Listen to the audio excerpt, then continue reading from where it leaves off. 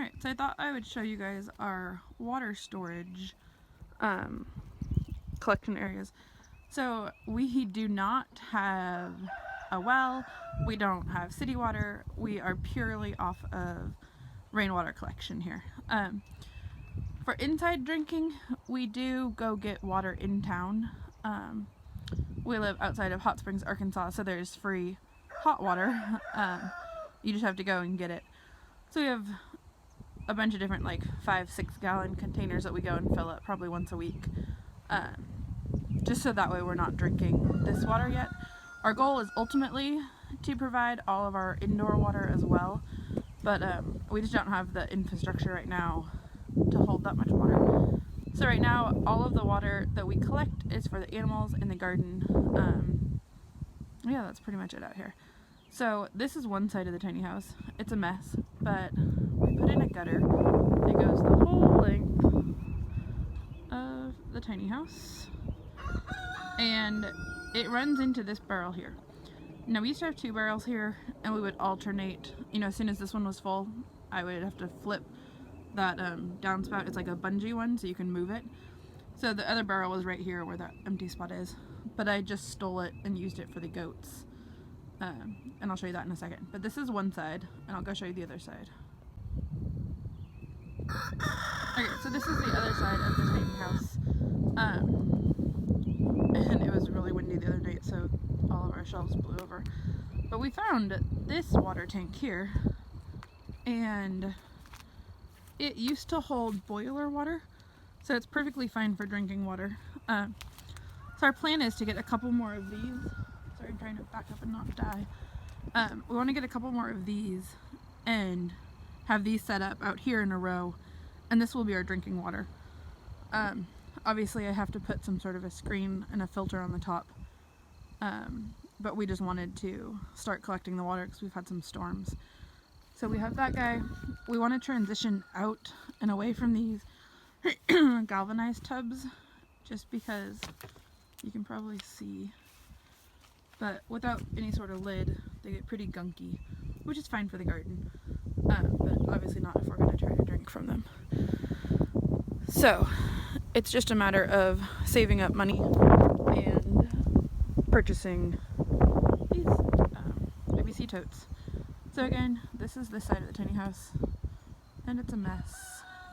This is the back side. There's the shed doors, so we opted not to take them out because we can close them up if it's ever like a really big storm, and if we're worried about that window breaking. There's our propane that heats our propane oven on the inside, and yeah, our water tanks. So again, this downspout is flexible, so I can just move it over to the galvanized tub if this guy gets full here. I want to say this guy is 250 gallons, and I think the galvanized tub is 90. So this can hold quite a bit more than the galvanized, and the lid, so once it's full, I can just put this guy, you know, I can, we have it like rednecked, but I could just put this guy on there, and then nothing else is going to get inside. But you can see why I need a filter. Do you see all that pollen in there? So obviously we won't be drinking this water until we empty it out, but we just wanted to fill it up and get some water stored for the animals and whatnot. So we have this little piece of gutters because the downspout's not long enough to reach the hole here. Yeah, so that's this guy, and then I will show you the rest of the water tanks. Alright, I just thought I would show you the view real quick while I'm standing here. So this is just at that corner with the water tanks. There's our goat Joseph, that's our billy goat. This is the ridge. It's a pretty good view. Excuse me. Just goes on and on and on. Now, the other night it was super windy, so anything that was lightweight just blew away. So I have to go get all of it. There's this little pile here is our wood storage pile. The tarp's supposed to be over the wood, but right now our wood is pretty low and the tarp blew away in the wind. And then there's the tiny house. So Our big picture window looks out at this view every day, and I absolutely love it. Yeah. So there you go. Alright, let's go see some more water. Alright, we're here with the goats, and I'm sorry that it's so windy. I don't know how well you'll be able to hear, but I'm going to go show you their water collection system. But they have two houses like this. It's just a bunch of pallets and some tin that we put together. This one has a heat lamp inside, so when the babies were really little, or if it gets really cold, right now it's unplugged, but we can just plug it in and they have somewhere protected and warm to go. So here is some of the gang, but let's go check out their water.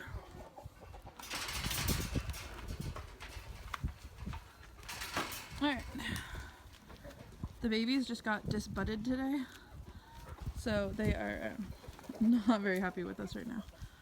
But there's Tiny and Atlas. This is their little play structure that Tim built for them. Alright, I'm going to spin around slowly. Alright, this is the back of their house. So the roof slants that way, which you can see, and then it goes into a gutter.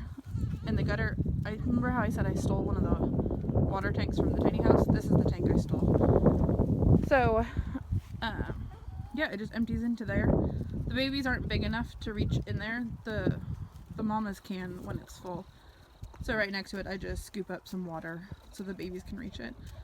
But I got tired of having to go to the tiny house and, hi baby, and scoop water for everybody every morning, and then they would knock over their water, and then I'd have to go do it again multiple times a day.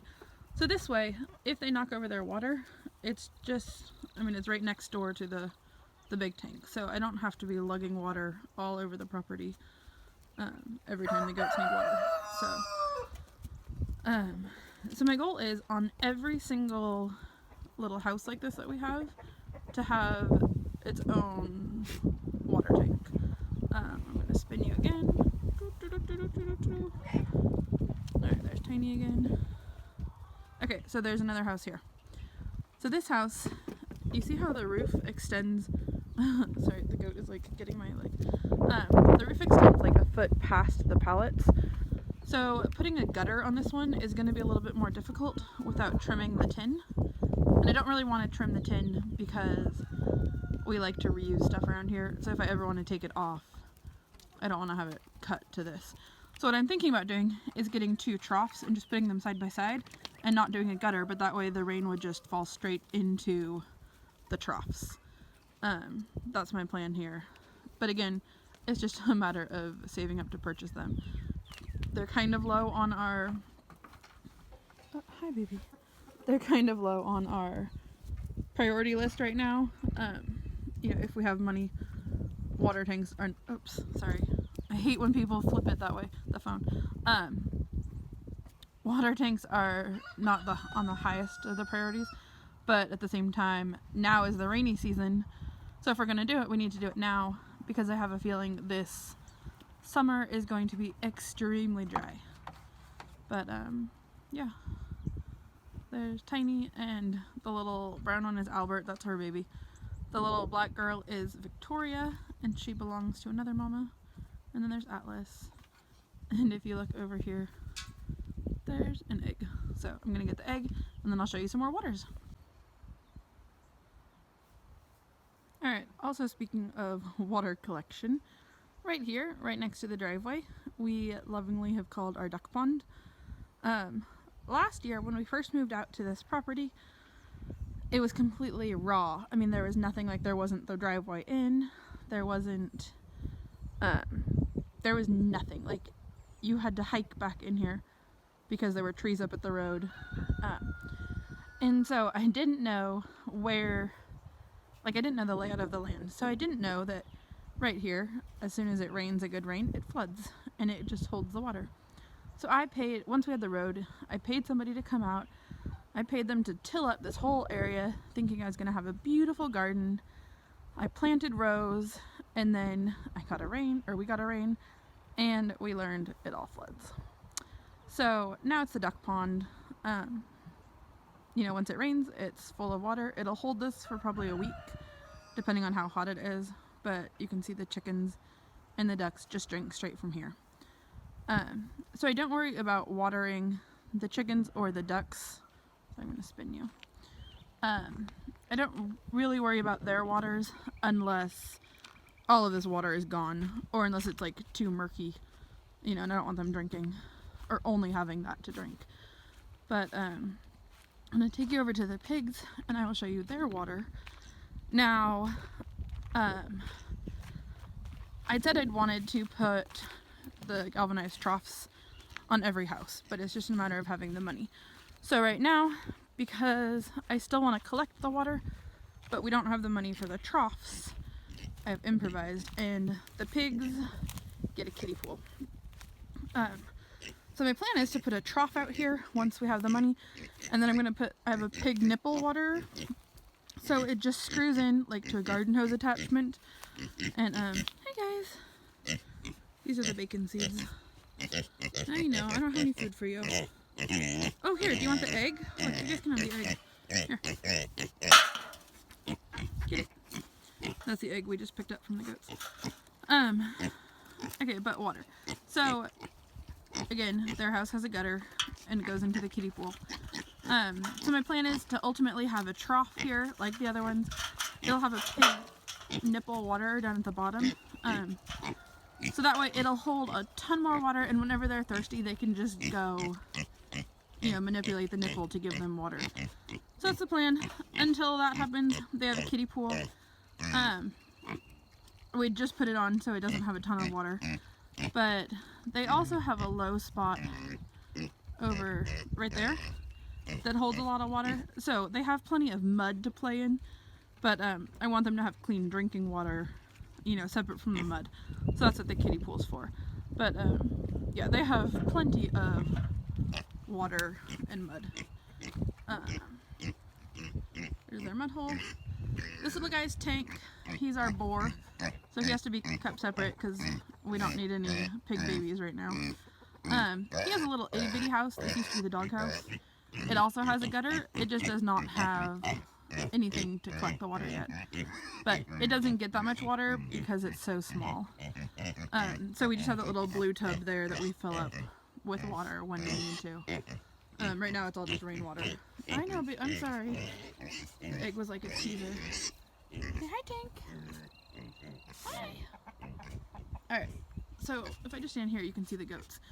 This is in the boys' goat pen. So you can see there's our little boy meat goat. There's Joseph right back there. He's our dairy goat Buck. And they have the same sort of house, so the same sort of gutter, and it goes into a kiddie pool. So once we get some more of those IBC totes, I'll put the big tote over there, you know, at the tiny house. I'm pointing, but you guys obviously can't see where I'm pointing. So I'll replace one of the galvanized troughs with one of those square totes and put the galvanized trough out here for the boys. You can't really see it, but inside the house is our sheep. And this is the gate. Now these guys are the pigs are contained within the cattle panels. And then at the bottom, you can't see it, but that's what this stick here is for. At the bottom they have hot wire. So that way they don't try to push the cattle panels.